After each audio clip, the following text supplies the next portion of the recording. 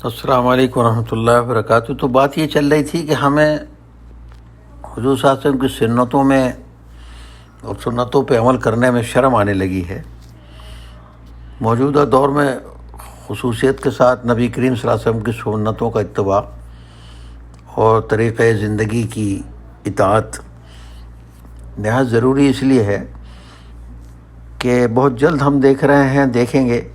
کہ اسلام پھر سے ایک نئے دور کے ساتھ کھڑا ہوگا اور نئی قومیں اور نئے لوگ اسلام میں داخل ہو رہے ہیں، اور وہ اسلام کا پرچم ایک آخری دور کی طرف بڑھ رہا ہے جب ہر طرف اسلام ہی اسلام کی بات کی جائے گی۔ تو اس دور فتن میں ایک کامیابی کا راستہ بھی بنتا نظر آ رہا ہے۔ بات یہ ہے کہ ہمارا اس میں کتنا حصہ ہونے والا ہے۔ ہم اسلام کے جس روش پہ چل رہے ہیں، جو طریقہ ہمارا ہے، تھوڑی بہت نماز پڑھ لی، روزہ رکھ لیا، باقی زندگی کے کسی کام میں ہمیں اسلام ہماری زندگی میں کہیں ہے نہیں ہے، ہمیں اس کا پتہ بھی نہیں۔ تو اگر آج کے زمانے میں استقامت کے ساتھ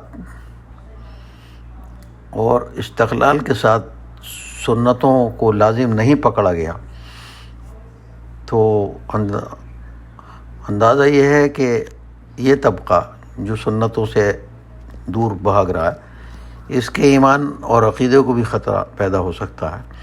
اور ترک سنت پر یعنی سنت چھوڑنے پر جو وبال آتا ہے وہ آخر میں عقیدہ اور ایمان کو بھی ختم کر دیتا ہے۔ آج زمانہ اتباع سنت کے شیدائی کا متلاشی ہے۔ آج کا زمانہ یہ تلاش کر رہا ہے کہ کون ہیں وہ لوگ جو اللہ کے نبی کی صلی اللہ علیہ وسلم کو مضبوطی سے پکڑ کے سامنے آتے ہیں۔ لیکن افسوس کی بات یہ ہے کہ مسلمان جن کے پاس کتاب اللہ اور نبی کریم صلی اللہ علیہ وسلم کا اسوہ حسنہ ہے، آپ کی زندگی جن کے پاس ہے، جو دنیا کے لیے نور ہدایت تھے، جس گلی کوچے سے آپ گزرتے وہاں کے در و دیوار ایمان و عمل کی خوشبو سے معطر ہو جاتے تھے، جن کا وجود انسانیت کے لیے رحمت تھا، خدا کی نصرت و وضاح اور حفاظت جن کے ہم رکاب تھی، آج ان کی زندگی نبی کے صلی اللہ علیہ وسلم کے طریقۂ زندگی سے کوسوں دور ہے۔ اسی کا نتیجہ یہ ہے کہ ہر طرف ہماری مخالفت کے شعلے بھڑک رہے ہیں،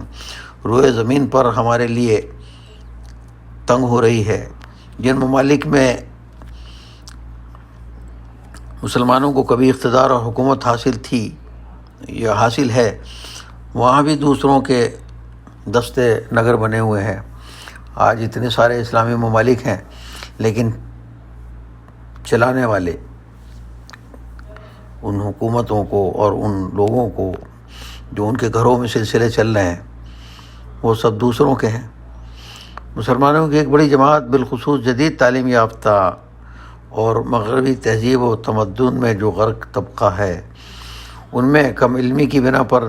دین سے بیزاری پیدا ہو رہی ہے، بلکہ ہر جگہ ایک جماعت ایسے افراد کی پیدا ہو گئی ہے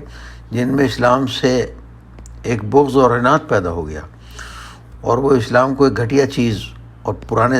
زمانے کی چیز سمجھنے لگے۔ وہ اس کی بے کنی کے لیے کمر بستہ ہیں۔ وہ یہ چاہتے ہیں کہ اسلام کو جب تک تبدیل نہیں کیا جائے گا، مسلمان ترقی نہیں کر سکتے۔ جہاں کہیں اسلام کے نام پر کوئی دعوت یا تحریک اٹھتی ہے، اس کو دبانے اور عوام سے اس کی اثرات اور رسوخ کو زائل کرنے اور لوگوں کو اسلام سے برگشتہ کرنے کی کوشش پوری طور پر کی جاتی ہے، اور پوری امت اسلامیہ اخلاقی تنزل، انارکی اور انتشار کا شکار ہے، اور اس میں مختلف قسم کے رخنے پیدا ہو رہے ہیں اور پرورش پا رہے ہیں، اور ہم اپنی ذات کے اعتبار سے، اپنے گھر کے اعتبار سے، اپنے محلے، اپنے شہر اور خود اپنی اولاد کے اور خود اپنی ذات کے اعتبار سے بالکل بے پرواہ ہیں۔ بہت قریب میں ہم نے دیکھا کہ بہت سارے اینٹی اسلامک فرقے پیدا ہوئے، قادیانیت، پرویزیت، اور ابھی انکار حدیث کے سلسلے کے بہت سے فتنے ہیں اور آئے دن پیدا ہوتے چلے جا رہے ہیں۔ ان سب کی بڑی وجہ یہ ہے کہ عام مسلمانوں کا اپنے پیغمبر صلی اللہ علیہ وسلم سے محبت اور اتباع کا جو رشتہ تھا وہ کمزور ہو گیا ہے، مزمحل ہو گیا، اور انہوں نے صحابہ کرام اور سلف صالحین کے طریقوں کو پس پش ڈال دیا ہے۔ تو اصل بات یہ ہے کہ ہم آگے اس میں کوشش کریں گے کچھ کتابوں سے اس بات کو سامنے رکھنے کی کہ نبی کریم صلی اللہ علیہ وسلم کی سنت کا مقام کیا ہے، اور اس کے بغیر خود ہمارا مقام جو ہے وہ زیرو ہو جاتا ہے اسلام میں۔ تو انشاءاللہ اس پہ بات ہوتی رہے گی، اور اللہ تعالیٰ مجھے بھی اور آپ سب کو بھی اس کو توجہ کے ساتھ سننے اور اس پر عمل کرنے اور اپنے گھر میں اللہ کے نبی صلی اللہ علیہ وسلم کی چھوٹی چھوٹی سنتیں رائج کرنے کی توفیق عطا فرمائے۔ جب چھوٹی سنت رائج ہوتی ہے گھروں میں تو اللہ بڑی سنت کی بھی توفیق عطا فرماتے ہیں۔ تو انشاءاللہ تعالیٰ اس پہ بات آگے جاری رہے گی۔ وآخر دعوانا الحمدللہ رب العالمین۔